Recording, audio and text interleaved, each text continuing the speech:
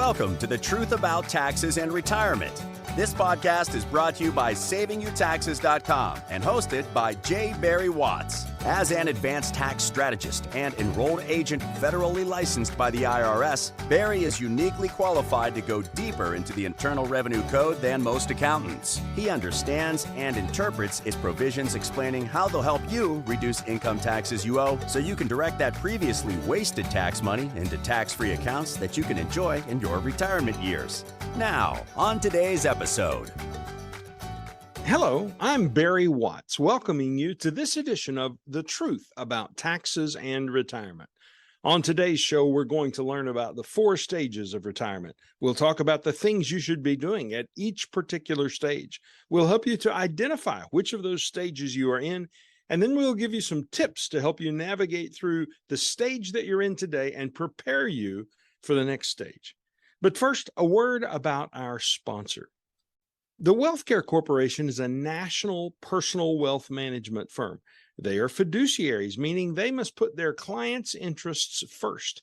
One way they do that is paying close attention to taxes. Their team of tax strategists, tax preparers, and CPAs are laser focused on looking into the future and discerning the tax rates of tomorrow, which are going to be higher than today. And they then take those future projected tax rates and help their clients maneuver today so that the taxes they pay in retirement will be lower and in some cases eliminated altogether, including Social Security tax and the dreaded IRMA tax on Medicare. In some cases, they're able to help clients achieve a 100% tax-free retirement. You can find out more about WealthCare by looking them up on the web at SavingYouTaxes.com. Now, back to today's topic, the 4 stages of retirement. I've always heard that there were 3 stages to retirement: the go-go years, the slow-go years, and the no-go years.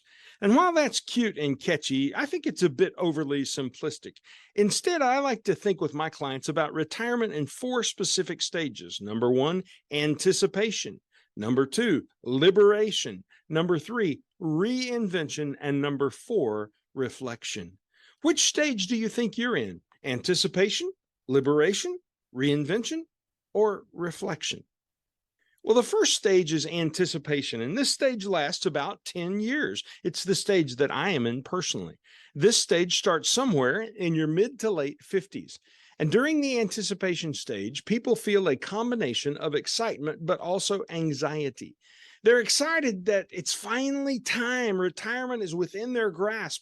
It's no longer a distant concept, but it's now a reality on the horizon, coming up even more quickly. They can actually see it in their mind, what's about to happen to them. But just as soon as they realize that the day is really coming, many people are overwhelmed with questions and second guesses. Do I have enough? That's a common question we hear. Can I really do this? And what happens when my spouse dies? And can we afford long-term care? Even simple questions like, when should I take Social Security? And how does Medicare work? Those are the kinds of things that derail and disable people from the decisions that they need to be making in the anticipation stage. Now, interestingly enough, about 57% of American workers express concern about outliving their assets in retirement. That's what they told the Secure Retirement Institute. And that particular issue is why proper tax planning becomes so important. Because tax planning, along with retirement income planning, literally penciling out how much income you're going to have each month, and investment management planning, that is determining how you're going to invest so that you're guaranteed to have the income you want throughout retirement, those things all become critical as they work together. Investment management planning, retirement income planning, and proper tax planning. And you can't push these things off any further and keep kicking the can on down the road. Because when you're in the anticipation stage of retirement, you need to dive in and learn and begin today making critical decisions that will shape your future. That's why we teach classes, both seated classes at the local university and online as well, because the anticipation stage is where you begin organizing yourself to figure out what you want life to look like in retirement and how to organize your resources to make sure the life that you get is the one that you wanted. So if you're interested in those classes, we usually have one coming up. I know there's a university course coming up in about 25 days from the date of this recording.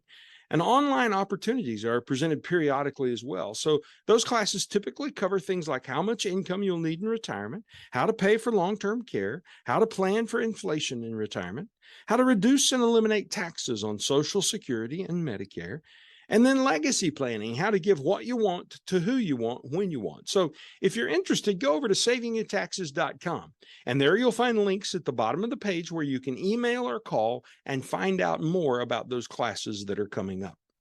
Well, once you're out of the anticipation stage, you enter what is called the liberation stage.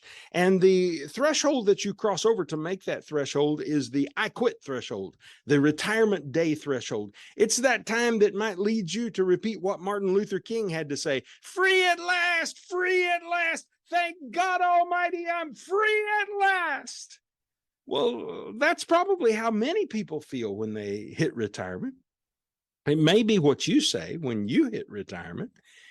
You have to think about this liberation stage as being the stage where you're freed from going to work every day. It's where you get the gold watch. Maybe they have a cake and a punch reception for you. Maybe they hand you a cardboard box and you clean out your desk. It's the point when you're done. This stage is very exciting, and it lasts about 2 years. Now, one of the first things that happens at this stage is you have a much freer schedule. You transition from regular paychecks to a Social Security check or a pension check or regular withdrawals from your retirement savings or some combination of all of those kinds of things. And one of the reasons that this stage can be a bit disabling to people mentally is because they are making this transition. Now, when I think about these transitions, I'm always reminded of my life as a kid growing up on Southwest Missouri down on Table Rock Lake. And we had a little water ski boat, and I learned to ski behind that boat.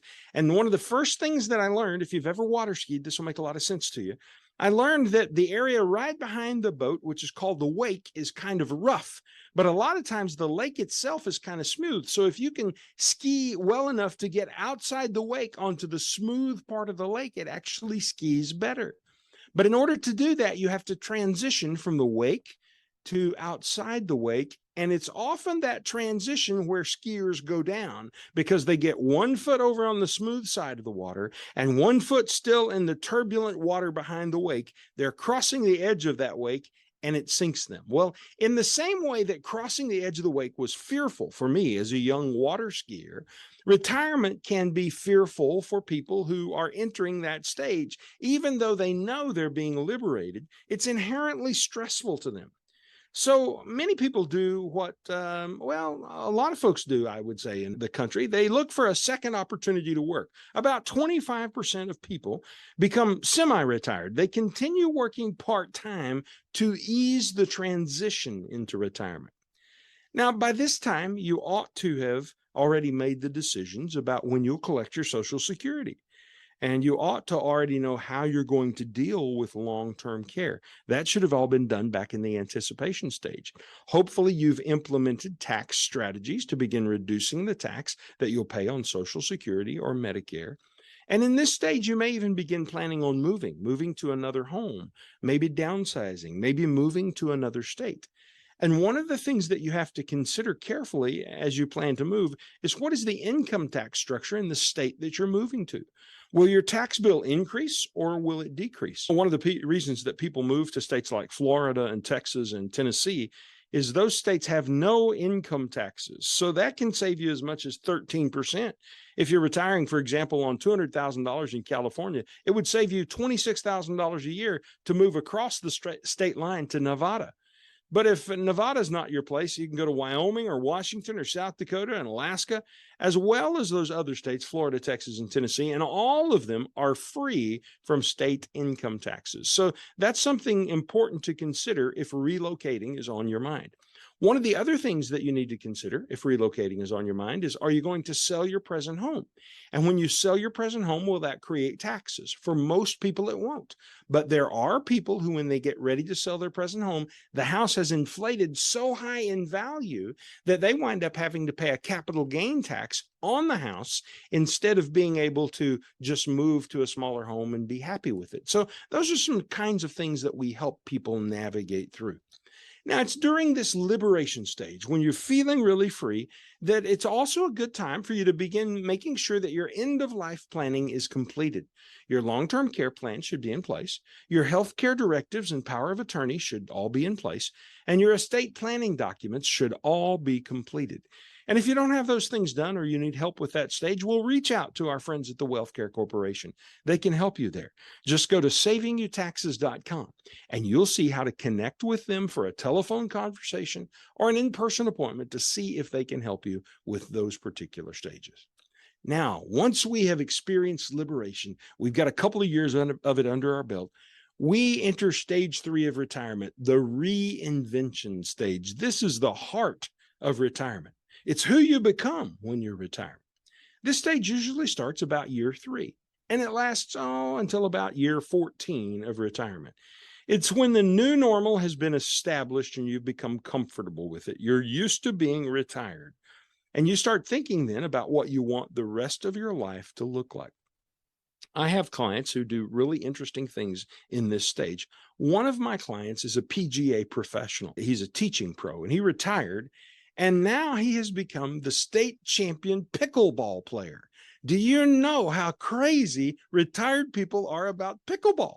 My wife and I just went and played for the first time. We both have a little tennis background, but we went and played pickleball for the first time about 10 days ago, and it was great fun. And we're just looking for the opportunity to be able to make our schedules work so we can get back out there and do it. What are you going to do in retirement? Are you going to play pickleball? How much pickleball are you going to play? Will that be your thing? Another client of mine retired from state government and loved baseball so much that she became a part-time usher for the St. Louis Cardinals.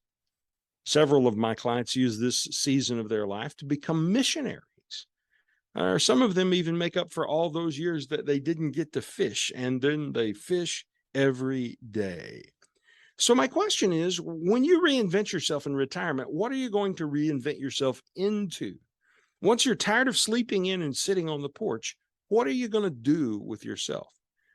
I like to say that it's just as important to know what you're retiring to as it is to know what you're retiring from.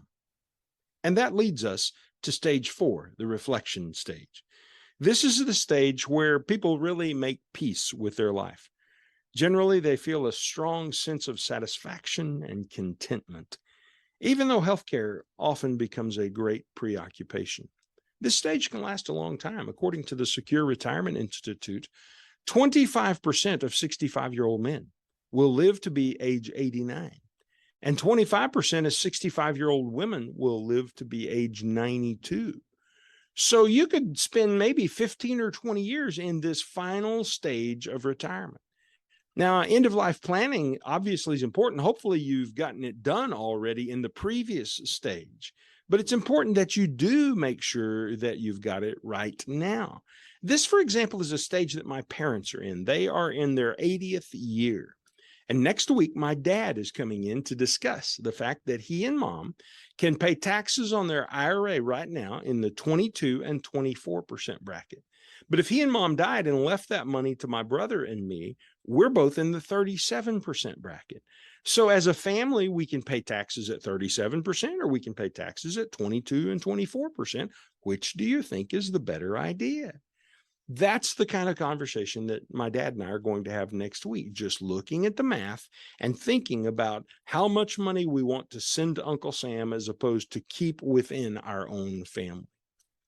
So just peeking at some years ago established retirement and estate plan is not sufficient. You have to keep these things up to date. And that's one of the things that becomes really important in this reflection stage is updating your estate plan, updating your retirement plan, making sure your assets go to who you want them to go to. And then once you've got all that done, what else is there to do in the reflection stage besides enjoy your life? You're free to travel, to dance if you can, to exercise, to remain healthy, to drink good wine, and to love your great grandbabies.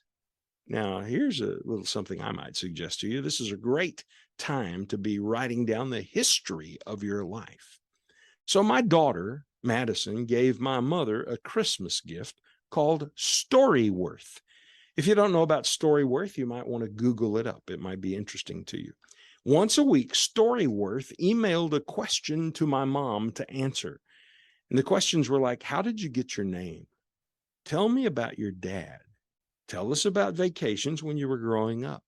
How did your parents handle money? Who were your friends in childhood and what became of them? How did you decide to get married? Tell me about the cars in your lifetime.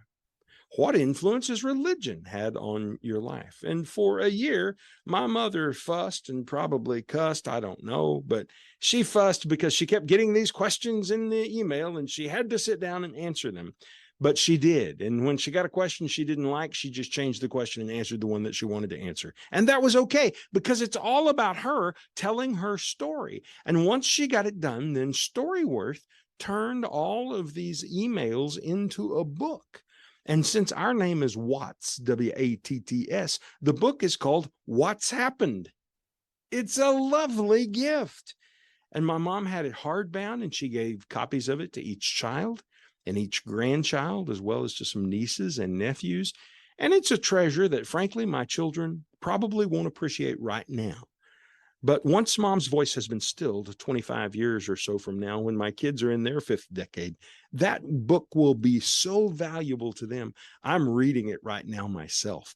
I just had a copy of it in my hand sitting on the boat down on Table Rock last weekend. And I held the copy out and took a snapshot of it with my phone and texted that to mom so she would see I was actually reading her book.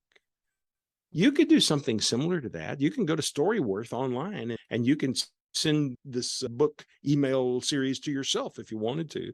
Or if you've got a friend, maybe your parents are still living, you want to send it to them. What a great idea. But it's also something you could do with video.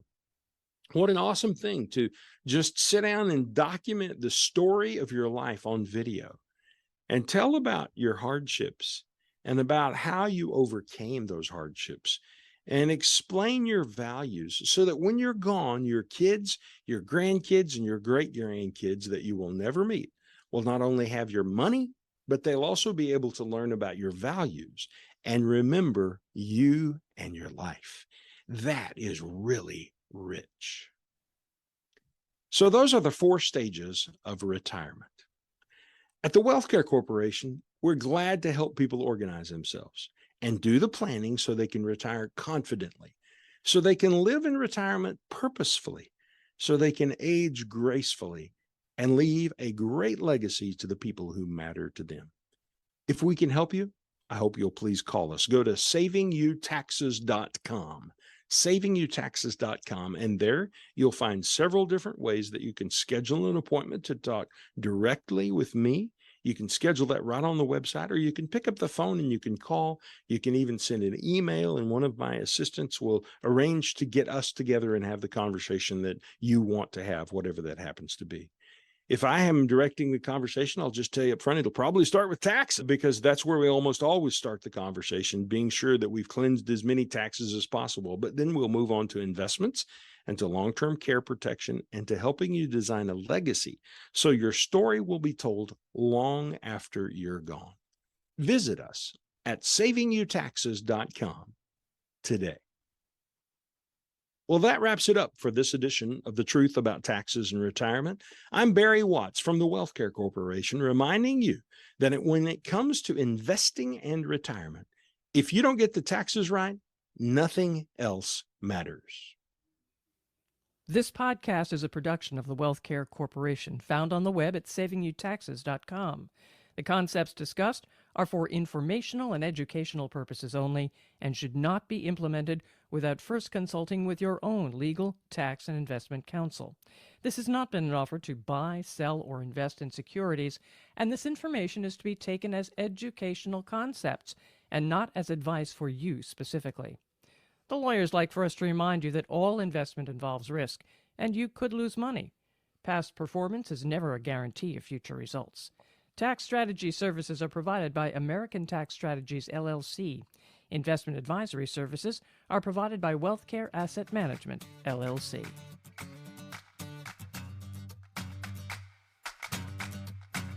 Thank you for listening to The Truth About Taxes and Retirement podcast.